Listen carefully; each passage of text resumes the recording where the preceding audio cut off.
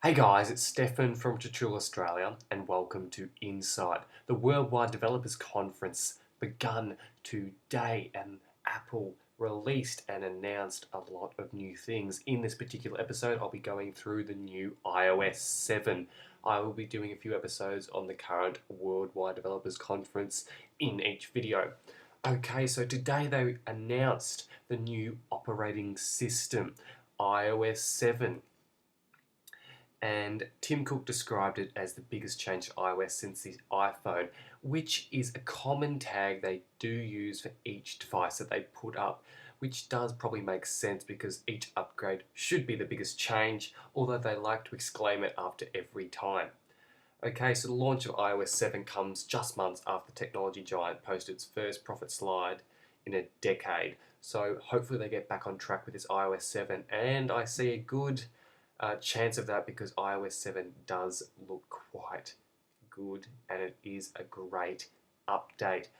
The guy behind it, Johnny Ive, has done a great job with his designing team and it just looks spectacular. So the new software has been designed to make the iPhone appear bigger as the features take up the entirety of the screen. So I'm just going to give my personal view of what I saw on the conference. So basically it's completely redesigned. The apps have a new look and feel, and things like weather just look spectacular. They have basically added in the translucency, which I quote, everything you can see the whole background, things like that. You can see behind the apps on the home screen. So all the things work incognito with each other, in sync with each other. And with things like the weather app, the rain is behind what you actually see. So you see the text and there's actually rain if it's raining behind it, there's clouds if there's behind it. It basically gives you a feel of you're actually in the phone and you're programming it. It's a great way into, and it's a great step into the future. You're basically completely immersed with the device and it follows your every step with the paradox, as they quote. It does follow your step, and the phone actually moves the apps back and forth depending on your position. So if you're moving your phone around from, say, side to side laterally or back and forth, up and down, the apps will actually move in a particular direction so you see it in the best view, which is a great idea. But the main thing they have done is it's getting flatter and flatter, as I said in a previous episode of Insight. iOS is just going to be that thin in the near future that it'll probably turn into a sheet of paper, in my opinion. Everything is going flat, flat, flat. Things like iBooks have removed the wood grain shelves. Game Center, the green felt has gone, as they quote in the video, they've run out of green felt. It's all slimmed down and it's just a new, great looking upgrade from the design team. It's probably something you've never seen before, wouldn't be expecting from a current iOS 6 user. It looks completely different. Every icon has been changed and it's a great immersed feel. It's basically, as I said before, brings the entirety of the phone. It feels like there is nothing you're holding, you're just pressing into air.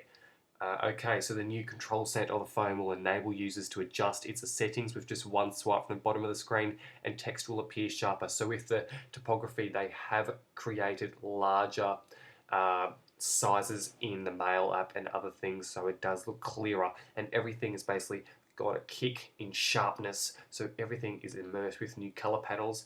As they've said, they've added a new palette of colors, and each app has its own color scheme, which is great. And I got a quote from Matt Warman here. What Apple has done is show that it can cater to its own loyal fan base as well as they demand, and what that means in practice is that it's a beautiful operating system. There is now almost no reason why an Apple user would want to go somewhere else for something that looks on screen as lovely as the hardware feels in the hand. That is a great quote. I couldn't have said it better. It has been a great day of releases. Okay, so they did say in the conference though that Apple have every feature under the sun, not complete like its competitors Samsung, Google, but what they're trying to deliver is a perfect combination of easy to use and genuinely innovative, which is a great summary. Everything is innovative with Apple, and obviously, as I said before, they don't have every feature under the sun like competitors, although everything is in the best form of simplicity and translucency. As I picked up on, everything looks perfect. another quote I have here, in a way, the most revealing thing that Apple did was not to upgrade operating systems, almost to reveal that they don't need to compete. Which is probably true with the statistics Apple have with the usage and how many iPhones have been sold. They are quite on top, and they really just have to keep going.